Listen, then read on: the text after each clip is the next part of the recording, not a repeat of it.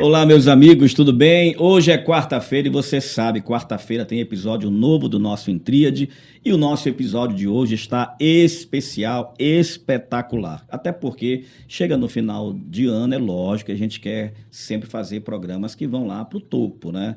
E para isso a gente tem uma convidada muito especial, que é a Thaís Macedo. Você conhece ela, até porque você já deve ter visto ela na televisão em algum momento da sua história, da sua vida.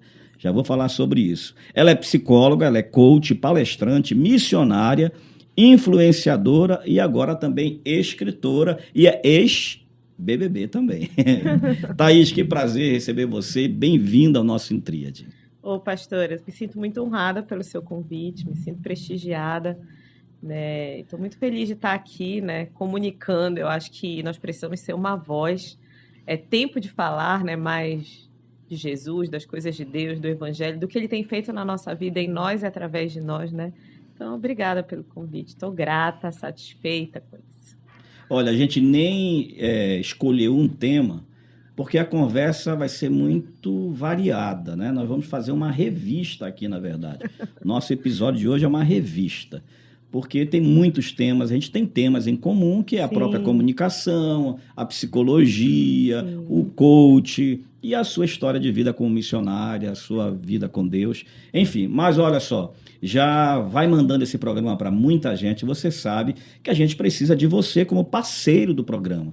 Porque cada vez que a gente joga um episódio no ar, a gente está colocando conteúdo bom para ser compartilhado. E coisa boa, claro que a gente compartilha. No grupo da família, no grupo do condomínio, das tias, dos colegas, da faculdade, do trabalho, enfim. Então compartilha com muita gente, deixa seu comentário, deixa o seu like e ajude a gente a prosseguir com o nosso Intríade. Thaís, vamos conversar então. Você tem muita coisa para a gente falar. O tema hoje a gente nem definiu, porque eu sei que tem muita coisa para a gente conversar. Mas vamos começar, eu acho que de um ponto importante e que é atual, que está aí na sua frente, que é este Ah, livro. Você está como coautora deste livro, tem um capítulo que você fala da sua vida, da sua experiência, o que foi que aconteceu para chegar aí neste projeto. Esse livro vai ser lançado daqui a pouquinho, né? sim, pastor. Então, me fale um pouco sobre esse livro, sobre esse projeto e a tua história contada aí. É. Thaís Macedo, o que é que você tem para contar? Tem um parágrafo aqui da minha história, vamos dizer assim, não. Nós temos um capítulo aqui, esse projeto é um projeto lindo, lançado pela editora Legado, que veio a partir de um convite da Grazi Alves, que é uma cristã incrível, que é a CEO dessa editora, né? Há muitos anos eu venho compartilhando conteúdo no Instagram. Eu fiquei como influenciadora há um tempo, influenciadora mundana, vamos dizer assim, coisa de moda, né, e tudo. E um dia o Senhor Jesus falou que não. E realmente eu ganhava tudo, Pode puxar pastor. um Eu pouco mais para ganhava ti. roupa, eu ganhava tratamento dentário, clínica de estética, academia, clínicas, tudo, restaurantes, tudo. Mas sapato, mas eu não monetizava. E quando o Senhor falou comigo, ele disse: enquanto você não influenciar para mim, para o reino e para o que eu fiz na sua vida, você não vai prosperar. E assim, eu lembro que foi um parto para mim, foi uma dor muito grande na época, foi uma das renúncias maiores que eu fiz na minha vida. As pessoas pensam, mas a fulana consegue ficar sem sexo, sem isso, sem aquilo, não é. Eu lembro que na época a gente tá numa ditadura muito das redes sociais, né? Então, eu tive que fechar tudo e abrir tudo do zero. Né? Então, se você Sim. for ver hoje, eu acho que eu tenho uns 13 mil seguidores por aí, realmente é um novo começo. Então, eu comecei a postar conteúdo da psicologia, de Jesus e tudo, e as empresas começaram a entrar em contato comigo, me convidar realmente para escrever, começaram a achar meu conteúdo relevante, mas eu não tinha paz. Eu acho que não era o tempo, não era o propósito. E eu ouvi falar sobre a Legado. E a gente precisa deixar um legado nessa terra, né? Nós somos uma voz. E eu tenho um propósito de vida que é deixar o meu legado, né? O que Jesus fez em mim, através de mim. Então, quando eu vi o nome, eu falei, opa, né? Uma pessoa que eu sigo, que eu admiro, que é a Camila Pastoro, que ela traz conteúdos sobre feminilidade. Ela é uma cristã católica, mas é uma menina maravilhosa. Até conheci ela no lançamento do evento, ela ficou no meu quarto. Um beijo, Camila, em São Paulo, Deus proporcionou esse encontro. E eu vi que ela tinha lançado o livro e tal, perguntei para ela como foi a experiência e tudo, enfim. E aconteceu. Né? Veio o convite, E foi uma experiência incrível. Esse livro foi lançado a semana passada em Alphaville, em São Paulo, no Sweet Comfort Hotel. Foi incrível, uma experiência mágica, única. E aí nós vamos fazer agora, as pessoas estão pedindo, né? Porque o livro está vindo de Belo Horizonte. E aí as pessoas estão pedindo, que é onde a Grazi mora, que é a CEO da empresa, estão vindo para Belém, vão chegar agora pelo Réveillon. E aí eu decidi fazer um lançamento em janeiro, porque as pessoas já têm muitas encomendas, as pessoas estão cobrando muito, né, fazer o lançamento aqui. E aí nós vamos fazer um grande lançamento aqui em Belém. Maravilha. Então agora em janeiro, provavelmente, Provavelmente na primeira quinzena logo, eu já estou alinhando com a Ana da Benção Livros, vai ter um coquetelzinho, vai ter música. Vai ser bem legal, vamos bagunçar. Maravilha. Cristão gosta de festa, né? Verdade. Ao contrário do que pensa, a gente verdade. gosta de festa. O cristão é celebrante mesmo. Vamos celebrar esse momento, porque eu tenho uma história relevante, né? Tem vários episódios da minha vida, ele se chama Fortes Inspiradoras, esse projeto, e eu carrego uma história de vida de muita força, né? Já fui visitada por... O inimigo já tentou jogar na minha vida 2 questões relacionadas a suicídio. Já passei por síndrome do pânico, tentativa de ansiedade, depressão, de bipolaridade. Sempre tentou lançar coisas na minha vida, mas eu nunca sentei. Eu sempre relutei, combati, né, e não me permiti chegar nesse nível. Então, esse livro conta uma história que não é um testemunho muito atual, mas é forte. Ele fala de um tema que é muito relevante hoje, que é rejeição. E como que a rejeição foi crescendo em mim desde a minha infância, dentro da minha história familiar, e chegou num ponto na minha adolescência ligado a relacionamentos afetivos, né?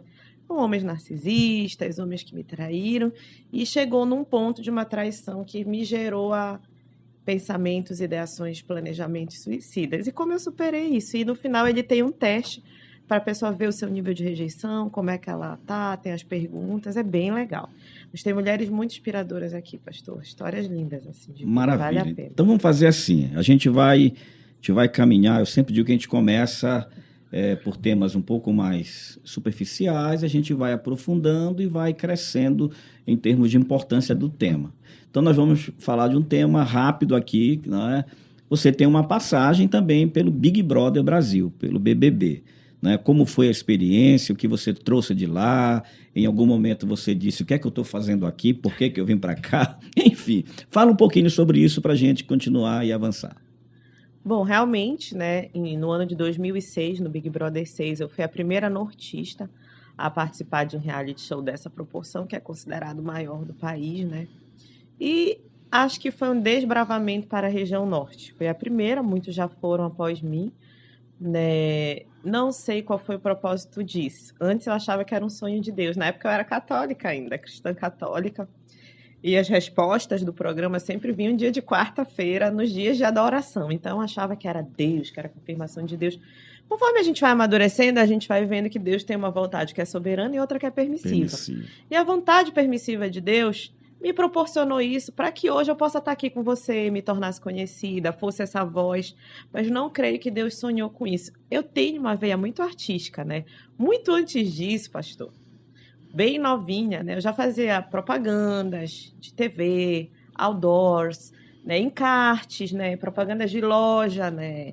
Dessas que fiz vídeo para o Shopping Castanheira de Natal, naqueles anos de sorteio de carro. Sim. Então, muito nova, participei de concursos de beleza, ganhei Garota Verão, e tudo antes da minha conversão, né? Participei do Rainha das Rainhas do Carnaval, fui a primeira rainha do Clube dos Médicos na época, né?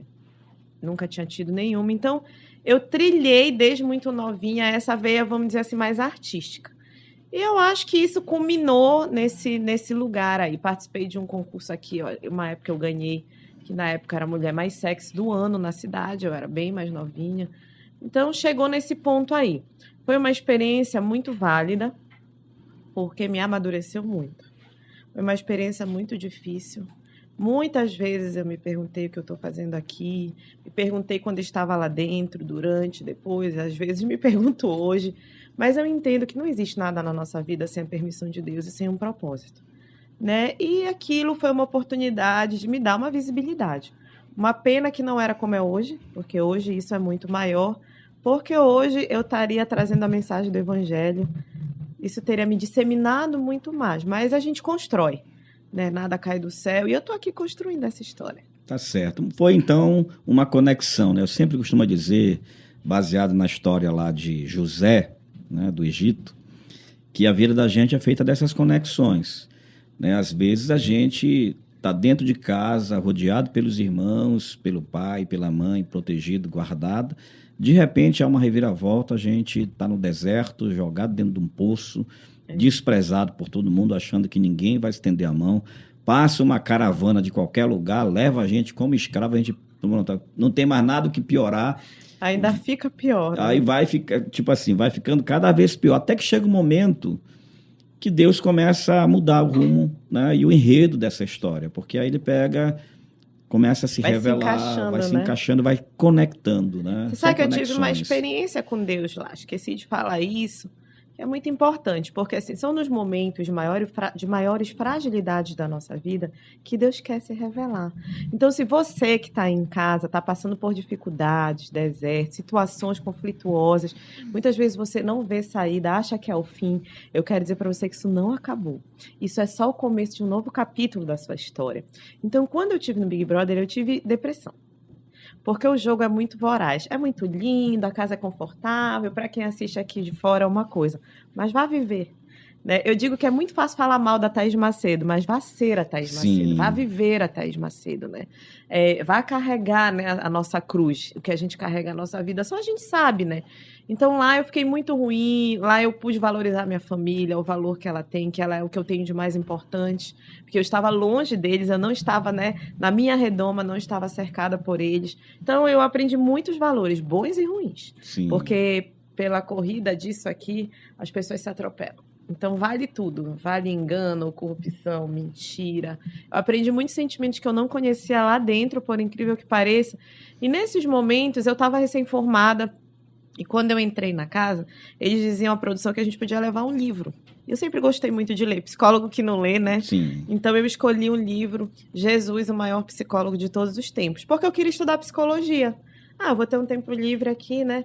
E mal eu sabia que não era sobre a psicologia. Jesus já estava me atraindo.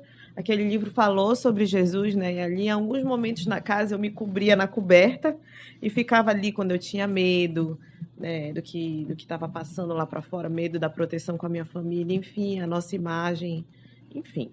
Eu me cobria com o edredom ali e eu ficava ali fazendo as minhas orações. Eu tive alguns momentos de meditar em alguns louvores. Na mesa, eu era pessoa conciliadora, eu sempre fazia um Pai Nosso, na época, acho que nem lembro se eu fazia Ave Maria, mas eu sempre, quando tinha conflitos, eu sempre procurei trazer na hora da mesa, do almoço, do jantar, essas mediações. Porque mesa é um momento de comunhão. E sempre tinha alguém brigando, porque é um jogo, em jogo sempre um perde e um ganha, né? Então eu sempre procurei administrar esses conflitos à mesa. Engraçado, né? E Jesus fala tanto de mesa, né? Os últimos momentos dele foi numa mesa com os seus discípulos, ele servindo ali. Então, você vê como já tinha um propósito. Eu lembro que quando eu entrei no programa, eu disse assim, não, eu quero levar o amor, porque na época estava tendo alguma guerra em algum local do mundo, nos países do Oriente, e havia uma tensão, se falava muito nisso, igual como a gente está vivendo agora, né? Eu falei, eu vou entrar com um propósito aqui, eu quero levar um pouco do amor. E eu levei isso através da fé, na minha época, né? Minha fé era cristã católica, mas tinha um propósito, já naquele tempo, né? E o livro veio para somar. Então, quando chorava ali, eu já tinha meus momentos com Deus. E eu fiz uma oração, pastor. Foi uma oração bem ridícula. Eu tenho vergonha hoje de falar ela. Mas eu disse, Senhor, se eu não for ganhar o prêmio, se eu não for ganhar nem o primeiro, nem o segundo, nem o terceiro lugar, o Senhor poderia me tirar na semana do Carnaval? Porque eu queria curtir o Carnaval ou do Rio de Janeiro ou de Salvador. E eu quero lhe dizer que mesmo uma oração tola, Deus atende porque Ele é Deus. Eu saí do programa exatamente na semana do Carnaval. E eu vivi o Carnaval do Rio, vivi o Carnaval de Salvador, a ressaca de Búzios, né?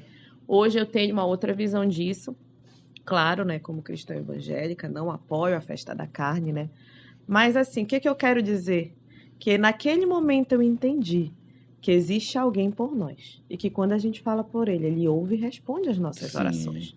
Então aquilo marcou a minha vida. Ali eu comecei a entender o agir de um Deus não tão distante. eu tinha uma fé, eu praticava, eu já liderava grupos, eu fui da Caju, né, da comunidade cristã e tal, Casa da Juventude. Eu sempre fui engajada, assim, nessas coisas de fé, eu sempre gostei desses movimentos. Mas sabe aquela coisa, tipo Jó, eu ouvia um Deus longe, mas agora... Então ali eu comecei a dizer, opa, isso aqui deu certo. Ele me ouviu, me respondeu. Mesmo numa oração ridícula, porque esse é o nosso Deus. Às vezes a gente não ora como convém, por isso a gente não recebe, mas mesmo assim Deus faz porque Ele é Deus. Ele não muda a sua natureza por causa de nós. Então, assim, foi uma experiência que eu vivi lá dentro da casa. Foi uma semente que foi plantada e depois que eu saí, aquilo começou a germinar na minha vida. Tá, e como foi essa conversão? Então, a minha conversão, ela se deu alguns anos depois, numa época em que eu já buscava algo mais de Deus. Eu comecei a não ficar satisfeita nem plena na religião católica. Eu falei, não, tem algo mais para queimar aí. Tá muito, eu não tinha uma coisa mais profunda, eu não quero, a gente não quer só se emocionar, né? A gente quer experimentar algo mais, menos raso. E eu comecei a ter essa necessidade, porque eu percebi que quando eu ia para a missa, o que acontecia? Eles liam um ritual. Você pegava aquele folheto daquele domingo e o padre ali ia lendo aquela sequência. Aquilo em algum momento começou a ficar monótono. Eu falei, Deus não pode ser só um papel. A gente vai ler uma folha de papel. Eu preciso me aprofundar mais, eu quero ter mais experiências. E houve um período em que o meu pai foi para São Paulo se internar, fazer umas cirurgias de coração, e eu decidi terminar um relacionamento que eu vi que não tinha futuro. Já estava 3 anos e meio namorando, mas ele queria umas coisas muito mundanas, eu não. Eu já estava num processo de amadurecimento, já estava numa época de 30 anos, um pouquinho mais, e eu já não queria beber, eu já não queria fumar, eu já não queria estar em boate. Eu comecei a crescer, a amadurecer. E aí aquela relação começou a não fazer muito sentido para mim. Muita paixão carnal, física, mas quando eu olhava para um futuro, eu não vi um projeto. E aí, nessa mesma época que o meu pai foi embora, eu resolvi decidir também terminar essa relação quando ele foi fazer a cirurgia em São Paulo. E nesse tempo, eu recebi um convite para uma célula. E nessa época, eu estava messiânica, que é uma religião oriental. E eu conversei com uma tia minha e ela disse, filha, eu percebo que você cresceu e tudo, percebo umas mudanças em você. Você está dedicada, como tudo que eu sempre fiz, eu sempre gostei de me dedicar. Mas tem um quebra-cabeça que não fecha. E para mim, tinha algo que não fazia sentido. Faltava uma pecinha ali para colocar. E ela disse, eu falei, mas o que é essa peça, tia? Eu também sinto que falta. Então, 2 coisas não faziam muito sentido para mim. Eles falavam de outras vidas, da ancestralidade, né, da influência que elas têm com a gente hoje, em muitas vidas, e aquilo soava um pouco estranho para mim, porque eu fiquei uma vida inteira católica e a Bíblia não falava disso. E isso não fechava. E também ela falou assim, essa religião é oriental. Quem é que é o fundador? O fundador era um homem chamado Meishu Sama. E ele não morreu por mim. E ela falou, onde está Jesus nisso? E veja que foi uma católica. Né? E ela, quando ela falou a palavra Jesus, eu falei, essa é a pedra do quebra-cabeça que falta. E aí, nesse tempo, eu já tinha recebido alguns convites para ir para célula, né? Grupos de crescimentos, e nunca tinha ido. Eu não gostava de crente. Eu sou muito improvável. Eu tinha a imagem do crente de que era aquela mulher do cabelão até aqui, que fazia aqueles coques, nunca lavava o cabelo, por isso sempre estava no coque, era suja, não se depilava, não podia ter nenhuma vaidade. E andava com a Bíblia embaixo do braço, batendo nas portas e incomodando as pessoas. Porque às vezes a gente não quer receber. Né? Então eu tinha essa visão bem tradicional mesmo do evangelho e dos evangélicos. E eu dizia, imagina, eu usar uma saia longa, porque eu usava mini saia. Quanto maior o decote, quanto menos roupa para mim era melhor. Quanto mais eu chamasse atenção pelo meu corpo, pela minha imagem, porque é isso que o mundo dita, essa regra, e hoje não está diferente. Né? Então eu não entendia que o meu valor, ele não estava fora do corpo, ele estava no Senhor. Então eu tinha esses apelos, assim, eu dizia, não, como é que eu vou ser evangélica se eu vou ter... É ao contrário do que o mundo diz, é tudo na contramão do que eu queria viver e do que eu vivia naquele momento. Mas com a internação do meu pai, essa cirurgia e a possibilidade dele morrer, quando ela falou de Jesus, eu falei, não, eu vou aceitar esse convite. Fez sentido com o que estava faltando no quebra-cabeça naquele momento, e eu aceitei um convite de um amigo, que é o dono da Silva e Saito, que é o meu anjo, né, que que ele fez um convite inusitado. Até nisso Jesus trabalha.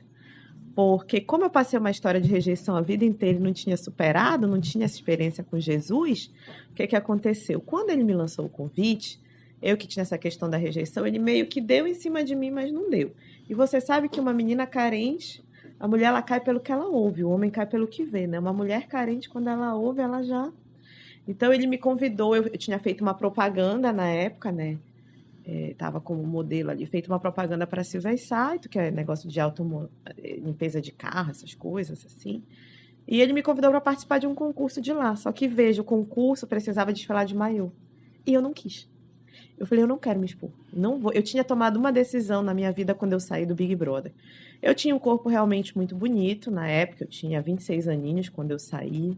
E não tinha filhos, não era mãe. Jovem, né? E foi considerado o corpo mais bonito da edição na época. Então, quando eu saí, tinha muito apelo sensual nos convites. Os convites eram assim, faça fotos de biquíni, desfiles de biquíni, roupas de lingerie, gravação de comercial, propaganda, era tudo assim, ou biquíni, ou lingerie, ou maiô. E, de fato, eles queriam explorar o que eu achava que eu também tinha de melhor, que era o meu corpo. Só que quando Jesus entra, ele vem nessa contramão, né? Ele vem falando da nossa essência.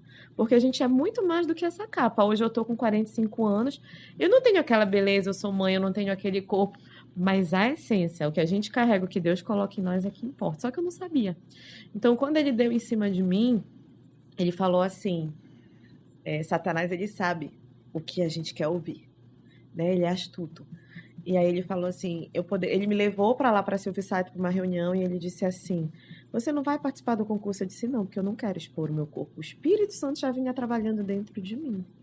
Né? E eu falei, eu posso ser jurada, eu também sou cerimonialista, né? A gente já apresenta eventos há muito tempo, isso não é muito divulgado, eu apresentei um evento antes de ontem, mas eu falei, eu posso se apresentar o teu evento, a brilhantar, mas eu quero ir composta, eu não quero mais. Você vai amadurecendo também, né? Ele falou assim, Thaís, ele me botou numa sala, assim como essa, e ele disse, a minha esposa e a minha bebezinha, que era bem pequenininha, tá num cercadinho aqui atrás, na outra parede. E se não fosse Jesus na minha vida, você é uma mulher muito bonita. Eu estava tentando te beijar agora, neste exato momento aqui nessa sala, porque eu fui este homem. Mas eu conheci um Deus. Eu estava dentro de uma boate, eu era aquele homem que saía, que ia bebendo, ia para as festas, e Deus falou comigo e mudou a minha vida. E esse mesmo Deus está pedindo para eu te fazer um convite. Então, ele foi muito sábio em lançar o convite. Primeiro, ele engrandeceu ali, né, a minha aparência. Falou de uma coisa que pega nas mulheres, que é a vaidade, né? E aí, olha, nossa, ele me acha bonita. Primeiro ele mexeu com o meu ego ali, né? Ele foi estratégico, acredito. E depois ele lançou o convite. Mediante esse convite, eu falei, tudo bem, mas eu não vou com você. Você é casado. Eu vou, e eu lembro que tinha uma amiga minha que era da mesma célula. Eu nunca tinha ido, já tinha me feito várias vezes o convite. E eu combinei com ela. Era uma célula mais ou menos para casais, tinham poucos solteiros. Ela era separada, tinha sido traída. E eu fui, encontrei com ela ali, e dali tudo começou. Quando eu cheguei nesse lugar, tinha um cristão bem conhecido chamado Júlio Barbagelata. Ele já está no Senhor, era um grande empresário.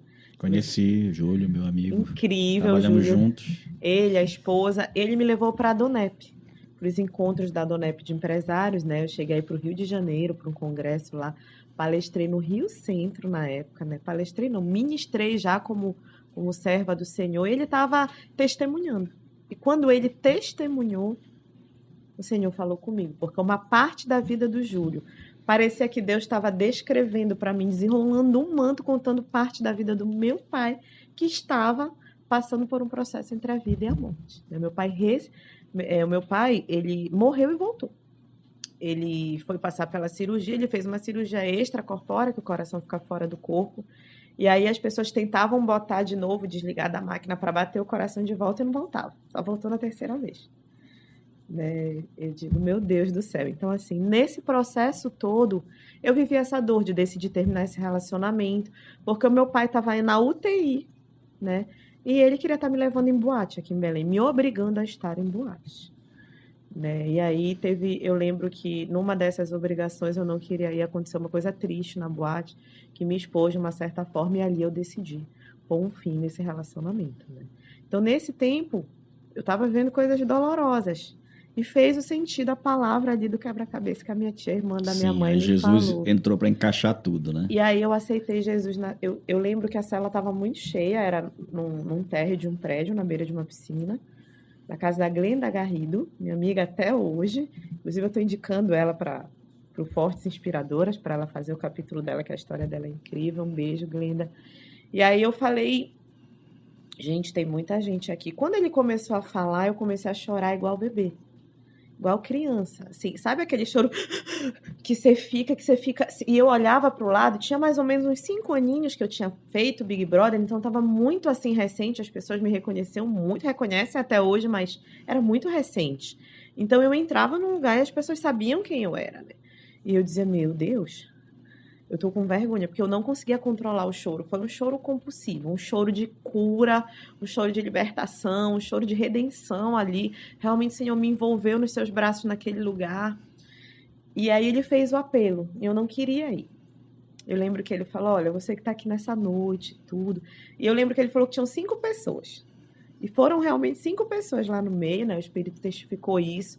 E eu acho que eu fui a última, não me lembro muito bem, mas eu sei que eu não fui a primeira. E eu dizia, não vou. Mas teve um dado momento que ele falou assim, o Espírito, ele é muito específico, né?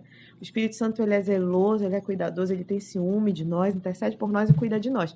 Então, ele falou uma frase-chave, ele disse, você que é de outra religião, eu não estou convidando você para mudar de religião. Eu estou te convidando para pegar na mão de Jesus nessa noite, deixar ele mudar a tua história, deixar ele mudar a tua vida, porque a religião, ela mata. Por isso a gente vê guerras como a gente está vendo hoje aí, né? Então, assim, mas Jesus, ele traz vida e vida em abundância. Então, não é sobre a religião. Pessoas de várias religiões vão ser salvas e eu creio nisso, sim, porque o nosso Deus não é religioso. Ele é o amor. Ele é o Perfeito. amor ágape, né? Então, eu creio que você que é espírita pode ser salvo, você que é católico, você que está na Umbanda, no Candomblé, mas o amor tem um nome. E esse nome é Jesus. Foi a pecinha do meu quebra-cabeça. Né? Então, quando ele convidou para Jesus pegar na minha mão, eu disse, opa, ninguém me falou isso. Ele propôs também de uma forma diferente. E eu realmente não queria abraçar a religião, mas eu comecei a observar que naquele ambiente as famílias eram diferentes, pastor. Tinha uma atmosfera diferente naquele lugar. Né? E assim, as pessoas estavam sorridentes, estavam felizes, eu fui bem recebida, acolhida, amada, me trataram bem. E o amor é isso, né? É cuidado, quem ama cuida, né? Se importa com o outro. Então toda a recepção, toda a acolhida que eu recebi ali desembocou, que quando ele falou isso, uma força, eu senti uma mão nas minhas costas a me empurrar e sair da cadeira. Eu fui impelida a ir lá no centro e aceitei Jesus naquele dia. E fiquei frequentando a cela, mas eu dizia que eu não ia virar evangélica. De jeito nenhum. Eu, Thaís, imagina. Né? Seria muita mudança para mim, seria muita renúncia, eu não queria isso. Né? Então, eu era uma menina que tinha uma vida sexualmente ativa, tive muitos namorados, eu não tenho vergonha nenhuma de falar isso, isso não me constrange hoje, porque Jesus mudou a minha história, né? E eu era como qualquer pessoa que está lá fora, né? Que não conhece a verdade, né? Conhecereis a verdade vos libertará. Então, verdadeiramente, eu era uma católica que não lia a Bíblia. Como que eu ia me libertar? Sim. Né? Então, a gente precisa conhecer quem Deus é, ele se revela pela palavra. E ali eu aceitei Jesus e continuei frequentando. Fiquei mais ou menos ali 1 mês ou 45 dias. Eu lembro que eu fiz aniversário. Eu lembro que comemorei esse aniversário no Boteco das 11 Janelas. E eu meio que disse assim, vai ser uma despedida. Porque agora eu vou conhecer a igreja. Porque eu vi a atmosfera diferente. Eu vi famílias diferentes ali. Aquilo me envolveu. A atmosfera de amor do reino na terra me envolveu, né? Eu não entendia muito bem o que era naquele momento. E aí eu decidi visitar a Catedral da Família. Na época eu era membro do pastor Lorival, né? Fui membro dele. Mudei esse ano para Lagoinha. Estou com o pastor Maxwell. Mas eu lembro que eu tive uma experiência muito forte no primeiro dia. O pastor Lorival investe muito em música. Né? Nós estamos aqui na escola de adoradores, Sim. você é um adorador. E eu sempre gostei muito de música. A música sempre falou comigo e o louvor é algo que fala muito comigo até hoje. E quando lá era uma portinha pequena, mas quando a gente abria, era uma coisa imensa lá dentro. Fiquei muito impactada, era uma escada no alto que a gente descia, bem estreitinha. E tinha um tapete vermelho.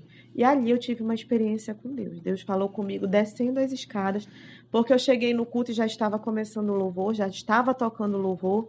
E o Senhor começou a falar comigo. Ele disse, hoje eu mudo a história da tua vida te embalo, te dou colo, porque você precisa de colo. Não é o colo de homens, é o meu colo. Te curo. E eu lembro que ele dizia desce, e Jesus vinha me embalando, e eu me emociono até hoje, porque Que eu desci maravilha. chorando. Que maravilha. Eu desci chorando, me senti carregada pelo Senhor ali naquele momento. E dali começou a trajetória. Que maravilha. Na verdade, eu acho que não existe experiência mais impactante, mais memorável do que o dia que a gente, de fato, encontra Jesus. Na verdade, é que ele nos encontra, né? E a gente... Porque, assim, o Espírito de Deus, ele que vai te mostrando, né? O Espírito Santo, ele gera no teu coração quem é Jesus. Porque as pessoas podem te explicar, as pessoas podem trazer tratados teológicos a respeito de quem é Jesus, podem te falar de diversas formas. Você viu que uma pessoa citou esse nome para você e esse nome já foi semeado, que é o nome Jesus. Mas o Espírito Santo de Deus é ele que, na verdade, ele traduz quem é Jesus no teu coração, ele que te convence, né, desse amor que não tem parâmetros, tem tamanho, que não tem igual. Né? Como eu fui muito rejeitada, né, não só na minha família, mas também por homens, a gente precisa entender que Jesus é uma pessoa, que o Espírito Santo é uma pessoa. Enquanto a gente não entende isso, a nossa vida não é transformada. E dentro dessa relação com ele, dele ser uma pessoa, a gente tem que se permitir viver a experiência. A nossa vida ela só é transformada quando a gente passa por uma experiência com Jesus. Então, assim, eu acho que assim, a gente pode ler Bíblia a vida inteira, a gente pode ir para encontro, reencontro, pós-encontro, não adianta, pastor. Porque somente uma experiência ela é transformadora, ela transforma de dentro para fora. Né? Porque eu posso mudar as minhas vestes, eu chamava muito palavrão. Eu era quase um homem, assim. Eu era muito, assim, machuda, masculina. Eu fazia jiu-jitsu porque eu era muito assediada, eu era uma moça muito bonita na minha juventude. E eu lembro que, assim, desde a época de escola eu era muito assediada. Então, eu entrei no jiu-jitsu para me proteger. Então, eu fiz algumas coisas. Eu lembro que teve uma época que eu usava cabelinho curto. Teve uma época que tinha aquela calça de morto. Olha o que a gente usava. Olha, a gente não tem noção do que a gente veste. Uma roupa que se chama morte. Calça de morto. E aí, Jesus ele vai dando discernimento pra gente, né? Com o tempo. Eu digo, meu Deus. E quando eu olho fotos, hoje eu não me reconheço. Engraçado, né? E assim, hoje eu olho pra mim, as pessoas dizem assim pra mim, Thaís, você tá na sua melhor fase. Hoje aqui. Né? Você tá no auge de maturidade, você tá se conhecendo melhor, a questão do autoconhecimento. Porque eu era um corpinho bonito, eu era um produto. E hoje as pessoas dizem, você reflete o teu interior, você está feliz, você está sorridente, você brilha Jesus, né? E antigamente era aquela beleza oca, né? Que não gera nada, não traz vida, né? Então eu olhava as minhas fotos e dizia, gente, eu estava igual um homem mesmo. Então eu era muito masculina e é uma coisa que eu quero falar para as mulheres, assim, porque eu vejo assim que os homens estão fracos e as mulheres precisam se fortalecer para carregar. Né? E depois que a maternidade veio, isso foi muito fortemente gerado em mim. Jesus gerou algo em mim muito forte sobre essa questão do feminino da mulher. Que a mulher, ela está em braço de igualdade com o homem. Quando que eu imaginei que eu ia ser uma escritora? Né? Que eu ia lançar um livro em coautoria no Brasil inteiro com mulheres que vieram dos Estados Unidos e tal. Isso é sonho de Deus para minha vida, só Ele pode realizar.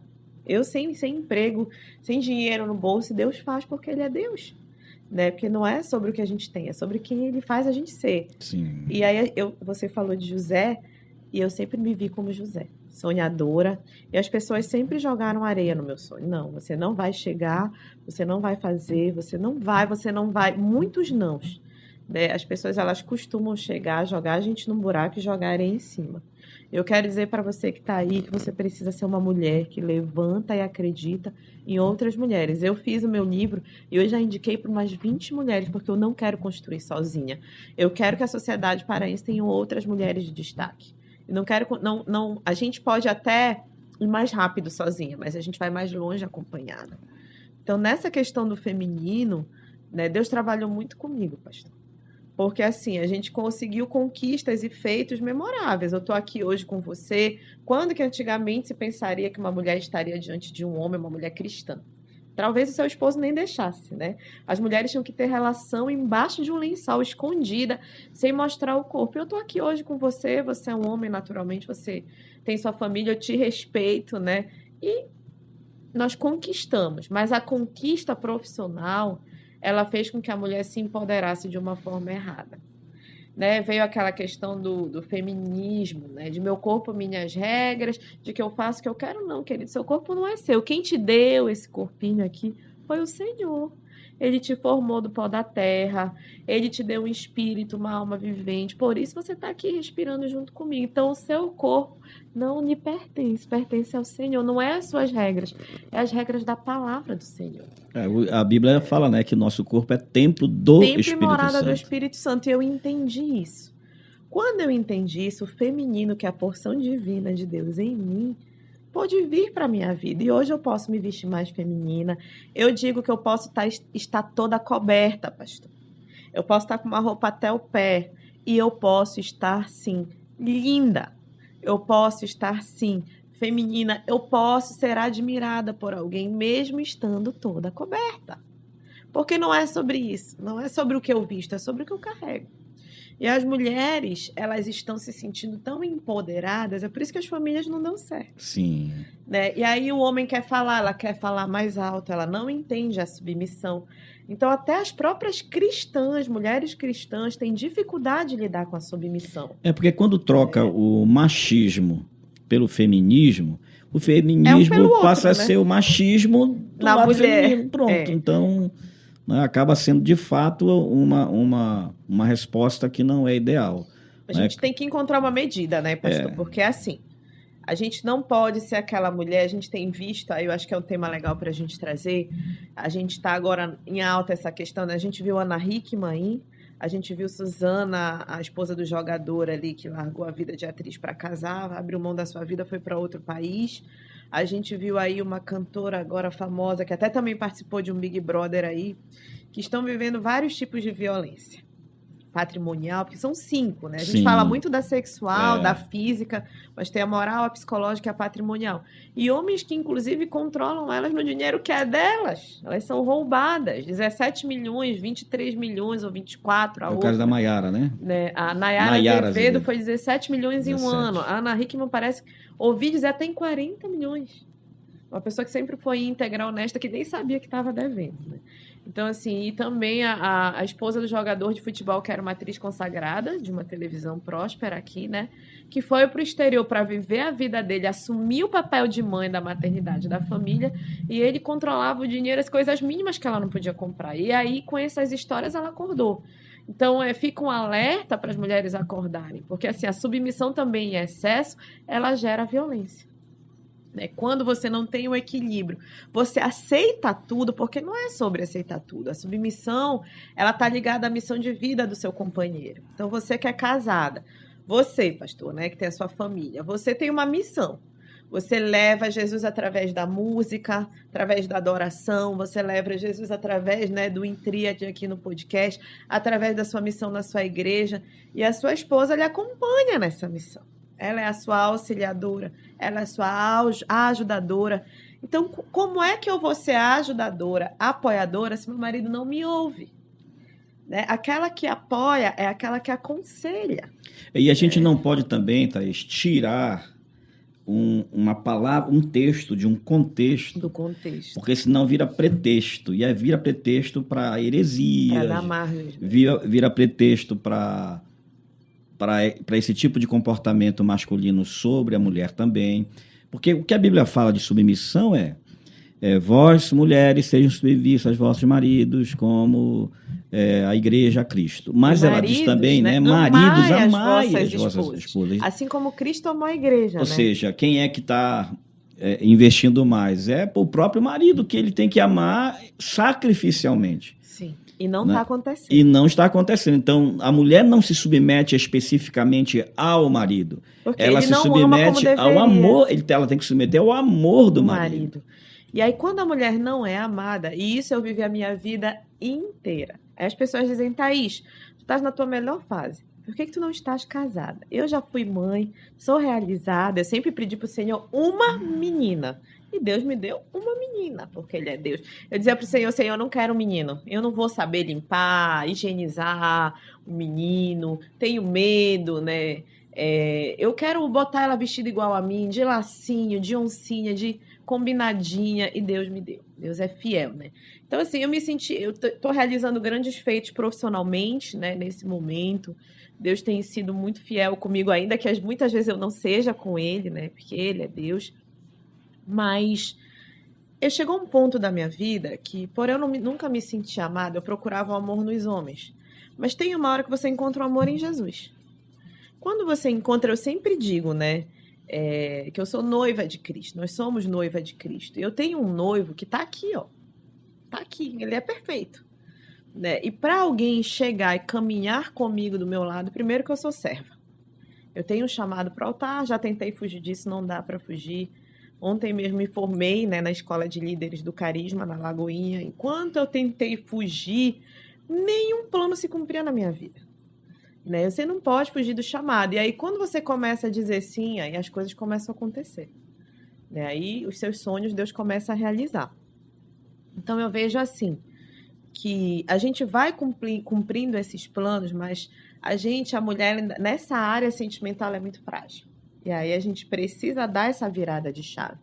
E eu comecei a dizer assim, não, para caminhar comigo, primeiro tem que ser servo. Quem não serve, não serve. Né, para caminhar comigo, porque eu sou serva. As pessoas olham para a gente, pastor, e não sabem o preço da cruz que a gente paga. Sim.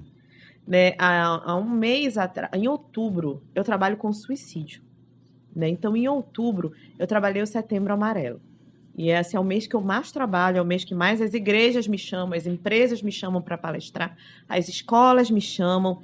E, assim, é uma guerra muito alta. Só relembrando que a Thaís é psicóloga também, Sim. por isso que ela está falando exatamente sobre esse tema tão importante. Então, eu ministro e eu palestro. Tem a psicóloga em ação e tem a missionária em ação no mês de setembro.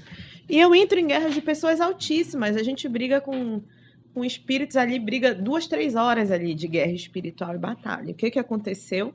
Isso no mês de setembro. Em outubro, eu entrei numa batalha de alto nível espiritual, onde o diabo me visitou na minha casa. Esse testemunho é novo e eu estou contando para vocês aqui de primeira mão, assim, né? Porque eu acho que a gente tem que viver de testemunho em testemunho. Eu não quero contar o testemunho dos outros, eu quero contar os meus. Né? E aí o diabo me visitou uma madrugada na minha casa, cobrando a minha vida. Eu passei uma opressão maligna, uma opressão espiritual. Eu fiquei um mês, o mês de outubro praticamente todo, eu passei adoecida. E o diabo disse, você não vai escrever o seu livro.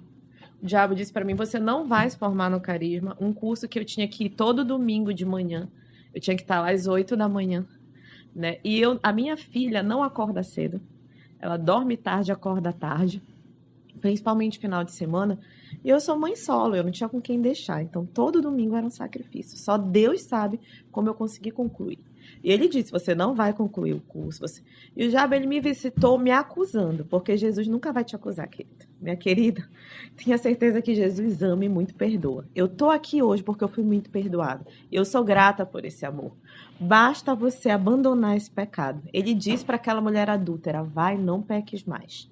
Ele não condenou aquela mulher, ele disse, quem não tem pecado atira a primeira pedra. Eu sou pecadora, pode ter certeza disso. Né? E a palavra diz que quem diz que não peca é um mentiroso, porque todos nós pecamos. Então, ele disse para mim que eu era hipócrita, que eu era uma fariseu, que eu era uma religiosa, que eu estava condenada ao inferno, que não tinha mais salvação para mim. Eu passei uma noite atormentada, ouvindo todas essas acusações. E aí uma pessoa da minha igreja, uma amiga querida, sonhou que eu me jogava da sacada de casa. Eu moro no 7º andar. E eu lembro que nessa noite específica, que foi uma noite só, porque a gente não pode também permitir, né? Eu lembro que Satanás me fez um convite. Ele disse, você vai lá para a sacada. E eu ficava andando igual um leão numa jaula. E eu voltava para o meu quarto na madrugada, olhava a minha filhinha dormindo, que ela dorme comigo, e eu dizia, Senhor, o que vai ser da minha filha? Uma opressão mesmo, uma guerra espiritual de altíssimo nível, que Deus não permite que qualquer pessoa passe. Se você está numa guerra, numa opressão de alto nível, você pode ter certeza que você tem força para sair disso. Deus só dá grandes batalhas, só permite para grandes guerreiros, igual como foi com Jó. né? Então você tem força para sair disso. Deus é maior na sua vida, né? Maior do que está no derredor. E ali eu fiquei caminhando ali na sacada e eu olhava e ela sonhou e eu me via cortando a tela de proteção, né? Porque eu tenho uma criança em casa e realmente me jogando. Ele me fez esse convite porque ele é audacioso. Enquanto Jesus bate a porta e pede para entrar, Satanás não, ele entra de perna manca, rasgando, arrebentando tudo, e ele entra, né? E assim, às vezes é uma brecha mínima.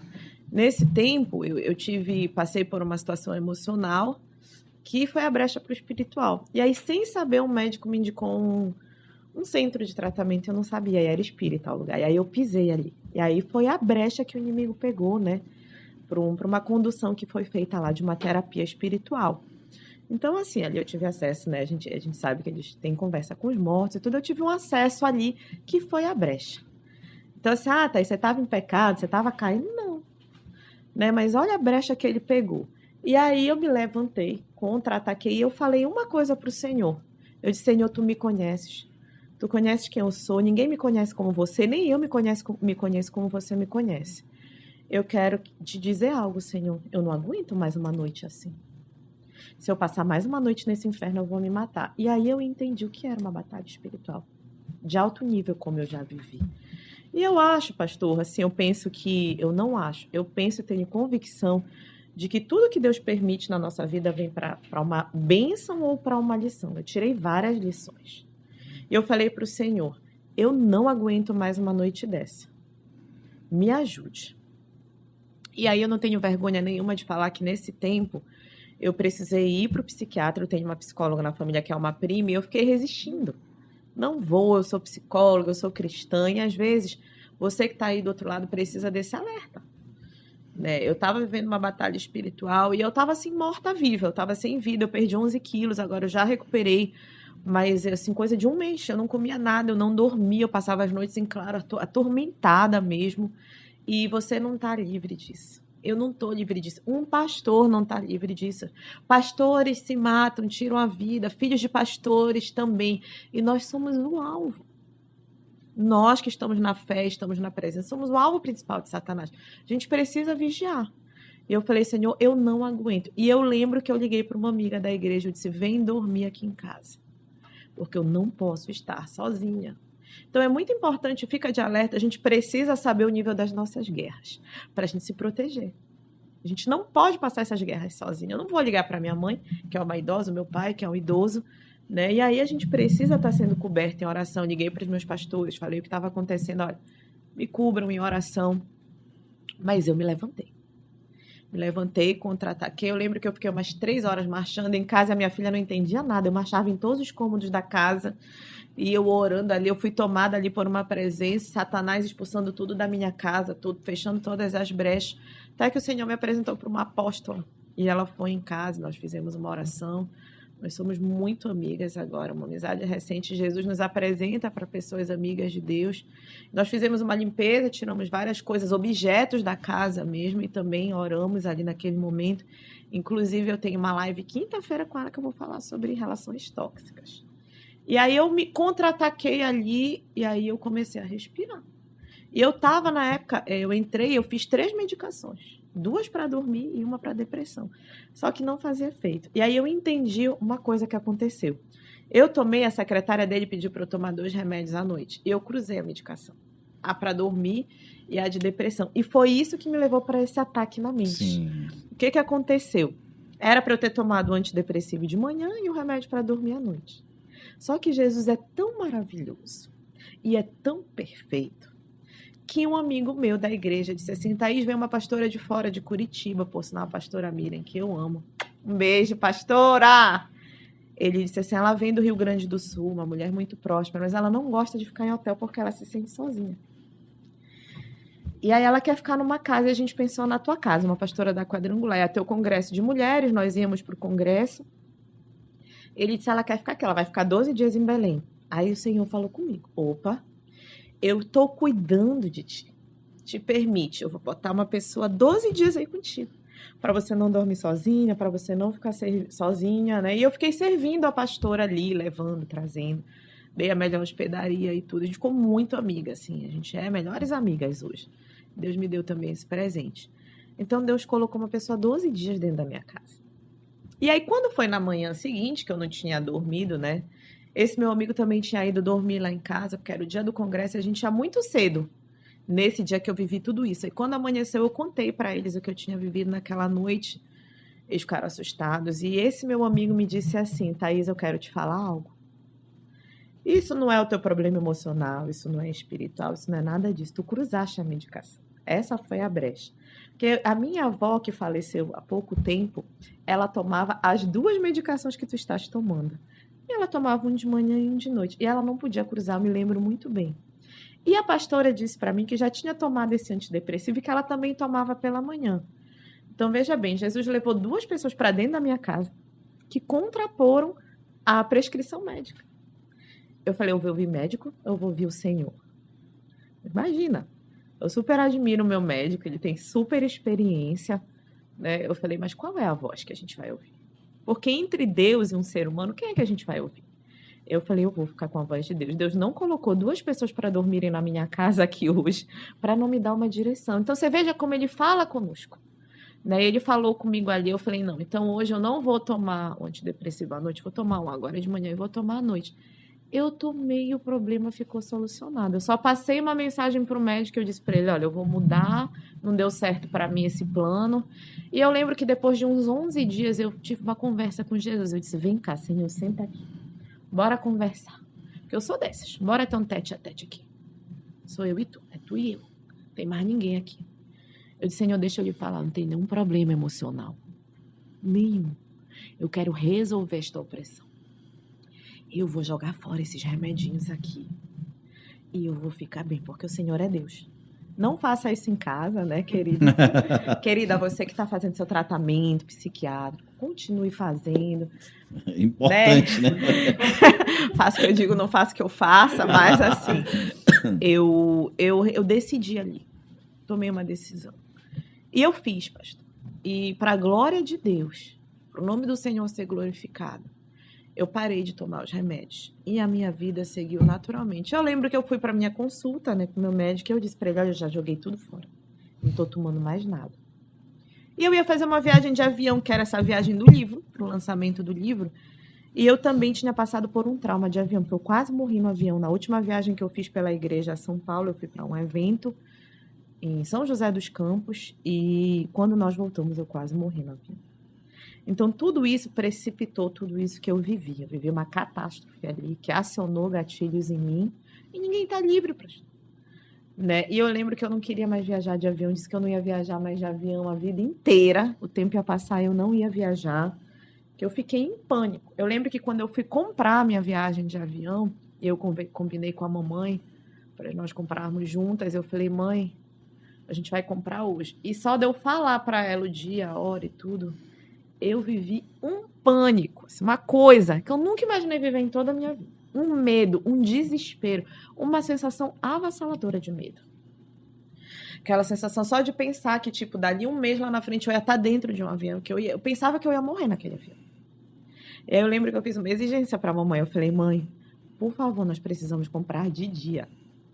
Porque eu vivi esse caos à noite. E estava muito escuro, a gente abria a janelinha do avião e eu via um preto, uma escuridão, a treva, assim, né? Eu falei, não, eu vou viajar de avião, eu vou entrar em contato com isso, vou superar esse medo, mas eu quero ir de manhã. Eu estou vendo as nuvens, estou vendo o céu, eu vou ter mais paz. E aí eu lembro que eu vivi, assim, um caos nesse dia. Né? E aí o meu psiquiatra disse assim, Thaís, bora tomar um remedinho? Eu disse, me passa o remédio. Que aí tu põe um sublingual, tu põe um na ida, um na volta, tu vai viajar super bem. Disse, tá bom, eu vou comprar. E eu saí dali decidida a comprar mesmo, pelo medo. E sabe, pastor, Deus é tão maravilhoso que eu fui, vivi a experiência do livro, voltei, eu falei, eu vou enfrentar meus medos. A gente tem que enfrentar. Porque a palavra diz que Jesus lança fora todo medo. E se a gente está na presença, ele vai fazer a gente vencer e superar cada desafio. E engraçado que cada vez mais aparecem os convites para eu fazer coisas fora de Belém, cada vez mais longe. Essa semana eu já tive um convite para ministrar num congresso em Goiânia. Aí também vai ter um evento para escrever como é que a gente fala? Que é filmado, um documentário que vai ser na Dubai brasileira, lá na praia, lá no sul, como é que é o nome? Lá em Santa Catarina, lá naquele lugar lindo lá. Tive um convite também da editora em Balneário Camboriú, que é mais longe, mais horas no voo. Então, assim, Jesus, ele vem de encontro a tudo. Eu morrendo de medo de avião, e cada vez que eu vou nos lugares, as pessoas dizem, eu te vejo entrando e saindo de avião, te vejo ministrando, te vejo teu nome sendo soprado no Brasil. Eu digo, mas Jesus, eu não quero andar de avião. Né? Então, a gente tem que se expor aos nossos medos, assim, isso é muito importante. Olha só, gente, você já viu que tem história, a mulher tem muita história. É bom que eu não preciso falar nada, viu? Eu falo bastante. Mas, na verdade, é testemunho, né? Deus tem alguns propósitos, algumas coisas que ele faz na vida da gente. Né? Você falou uma palavra que eu acho que é importante a gente falar sobre isso, porque a tua vida ela girou muito em torno dessa palavra, até que você tivesse essa compreensão de quem é Jesus na sua vida, que é a palavra rejeição. Uma boa parte dos pacientes que vêm no meu consultório, geralmente, eles trazem, é muito comum a palavra abandono e a palavra rejeição, né?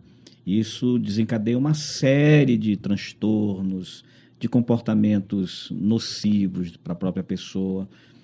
E então hoje a gente está falando, nós estamos chegando já no próximo mês de janeiro, que é da saúde mental, e a gente pensar sobre isso, né? Por que tantas pessoas carregam, né, essa ideia? Eu conheci pessoas que não conseguiam nem mesmo se relacionar com Deus como pai.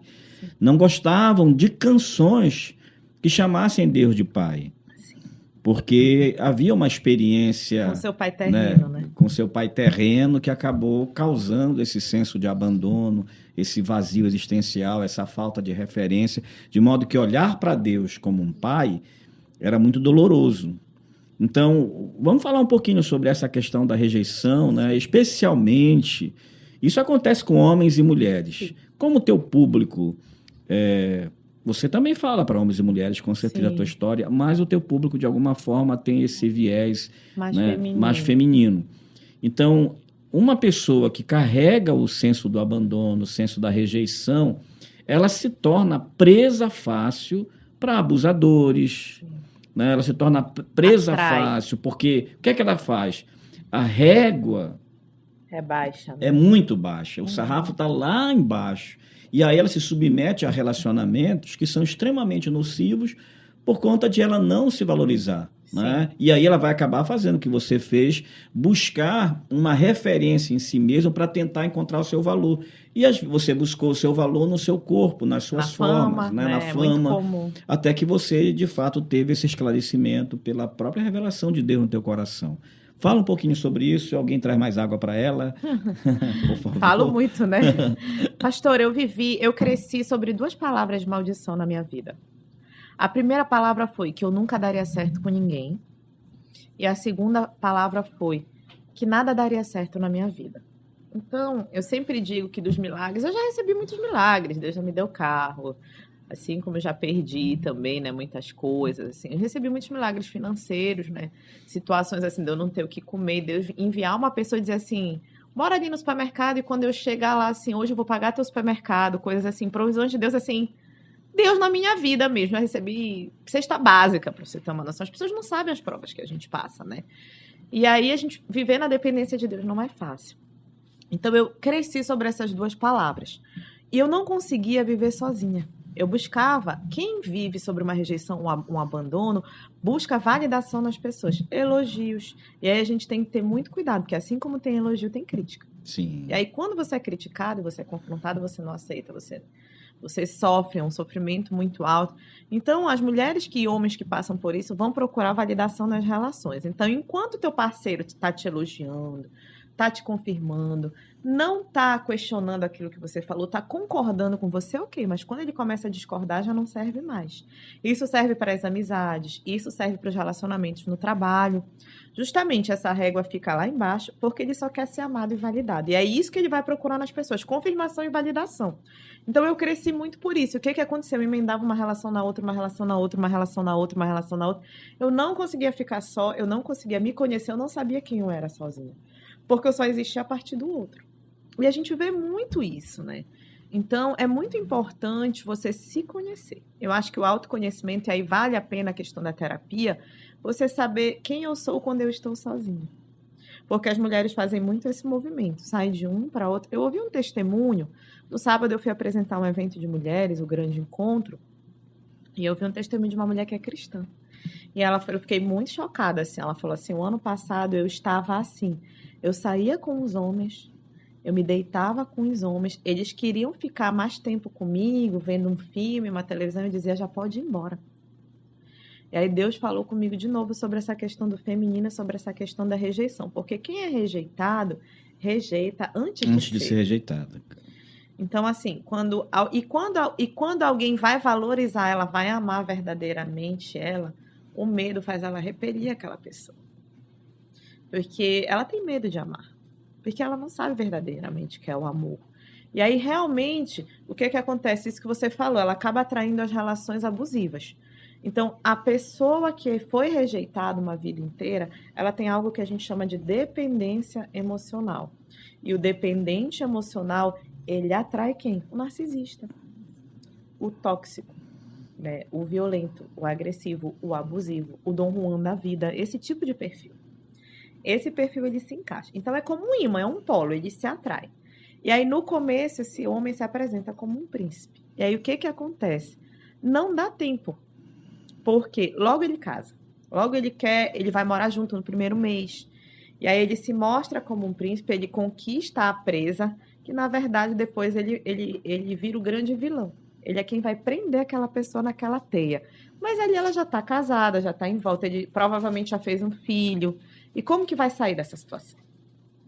Né? Então, é muito importante você, mulher, conhecer alguém. Você é homem também, porque tem muitas mulheres abusivas, narcisistas, manipuladoras.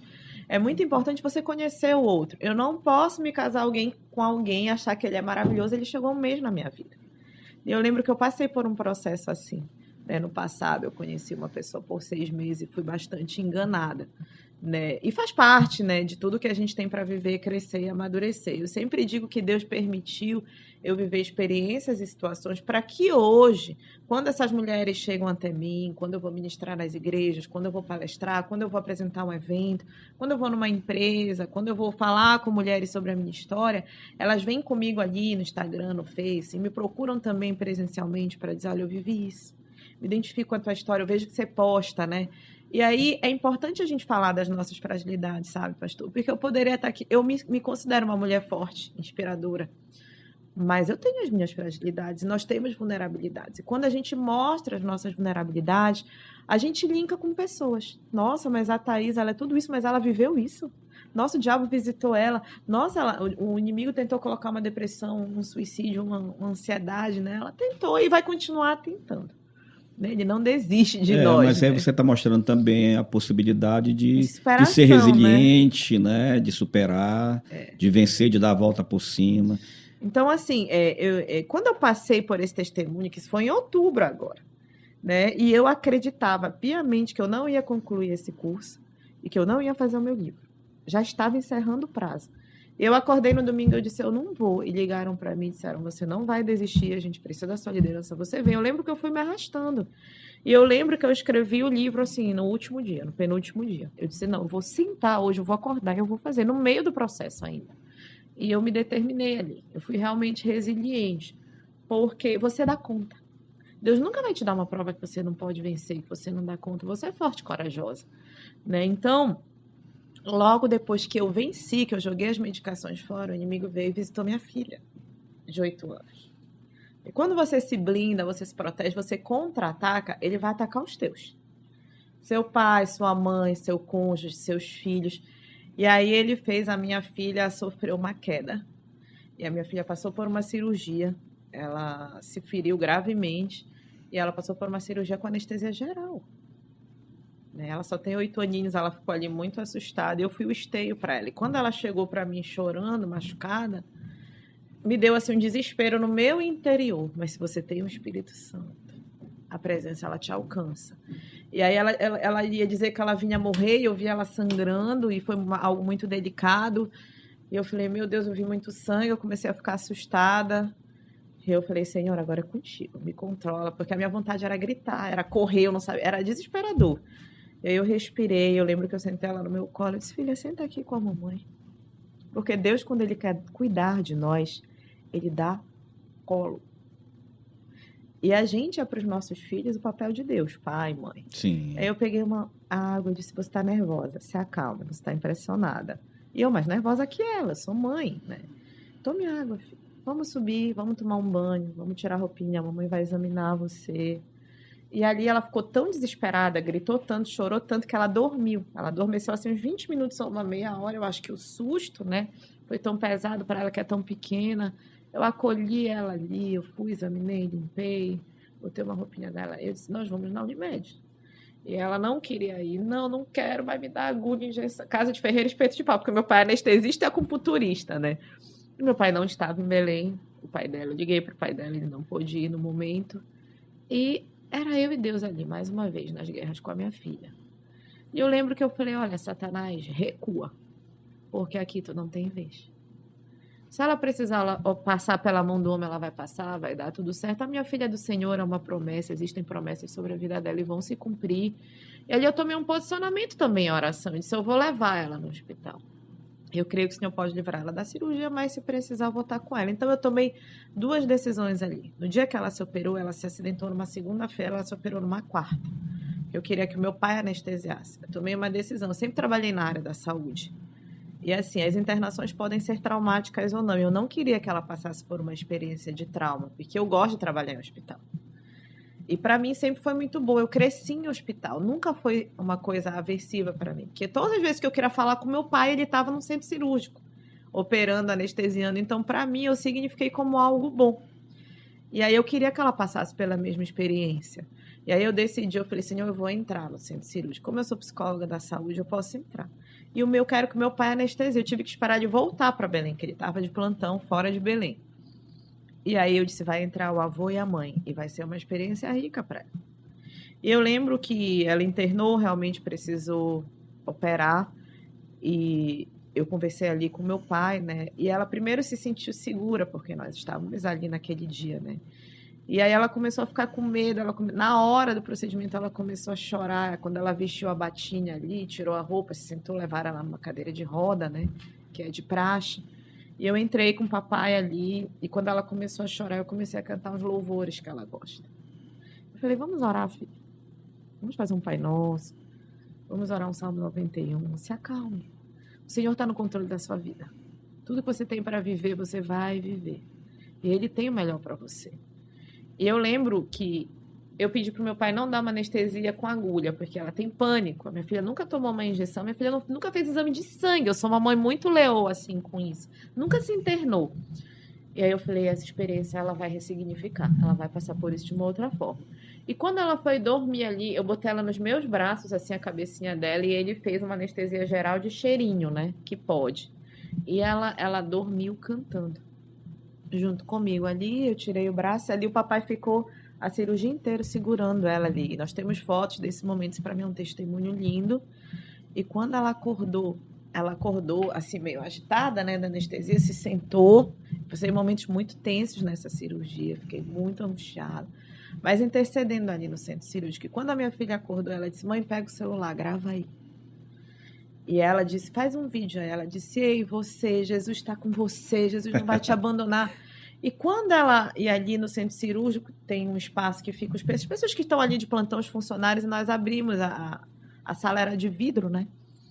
E os funcionários, os profissionais que estavam ali, vieram para a porta e ficaram olhando. Ela fez 2 vídeos, está no meu Instagram, e eles ficaram olhando e eles faziam assim. E Jesus foi glorificado ali. E foi uma decisão dela, eu não pedi. Então, quando você vive algo que é de verdade, tua casa vai viver, teus filhos vão viver, e o nome do Senhor vai ser glorificado, né, pastor? Então, ela só tem 8 aninhas, e foi uma decisão dela. Sim. E Deus pode mover ali toda uma estrutura hospitalar e funcionários ali naquele lugar, né? Que maravilha, quanta história, hein? Acho que o nosso tempo já estourou, né?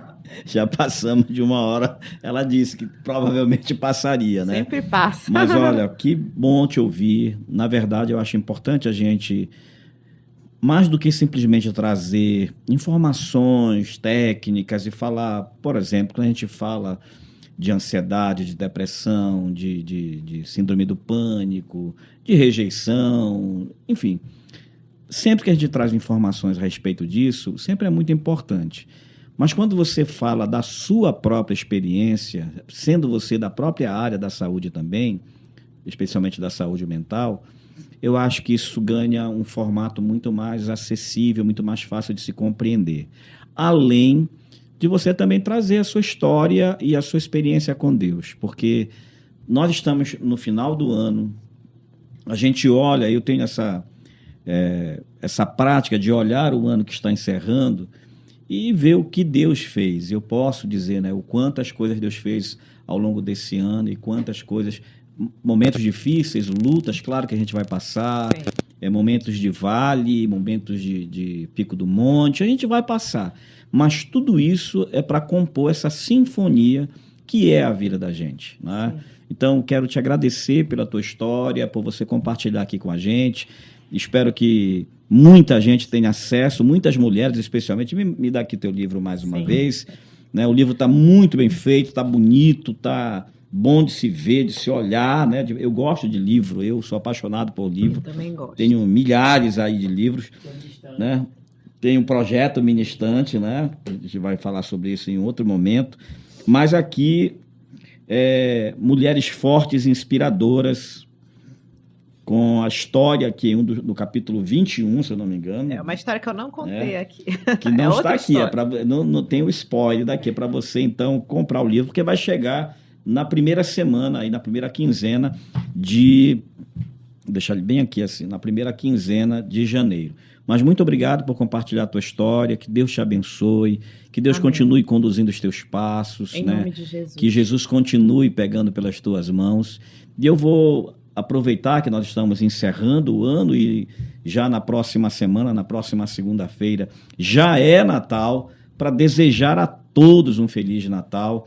E eu gostaria de encerrar falando para você um texto da Palavra de Deus que está lá em Romanos, no capítulo 8, versículo 26, eu acho que tem tudo a ver com aquilo que a Thaís compartilhou aqui com a gente, que o Espírito Santo nos assiste em nossas fraquezas, porque nós não sabemos orar como convém, mas Ele intercede por nós com gemidos inexprimíveis. Essa assistência, esse apoio, esse suporte, essa presença tão preciosa, tão poderosa do Espírito Santo está à disposição de qualquer pessoa que aceitar que Jesus lhe tome pela mão, que aceitar que Jesus seja o seu condutor e seja o centro da sua vida. Então, se já estamos falando de Natal, estamos falando daquele que é o centro da história da salvação, que é o próprio Salvador, nosso Senhor Jesus. Que neste Natal, a tua casa, a tua família, a tua vida, todos os teus negócios estejam centralizados e aportados em Cristo Jesus, sob o cuidado do Espírito Santo. A gente costuma dizer que o Espírito Santo é o divino dentro de nós, clamando ao divino que está nos céus. É uma ação da Trindade, o Deus Pai, o Deus Filho, o Deus Espírito Santo, habitando em nós e fazendo de nós mais do que vencedores. Que você, Thaís, continue sendo mais do que vencedora, que Cristo seja a grande satisfação do teu coração, da tua alma e dos teus projetos. Quero agradecer, pastor. E o senhor está falando aqui, o senhor colocou uma música, um louvor, já que a gente está aqui com um adorador, né? Eu também sou uma adoradora. Ele colocou aqui no meu coração exatamente quando você estava falando. Então, acredito que é para o nosso público. Diz assim: Ele não desiste de você, Ele se importa com você, Ele compreende o seu caminhar, nunca vi amor tão grande assim, Ele não desiste.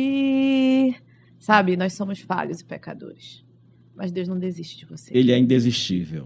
Ele é. Eu não mereço estar aqui, pastor, de verdade.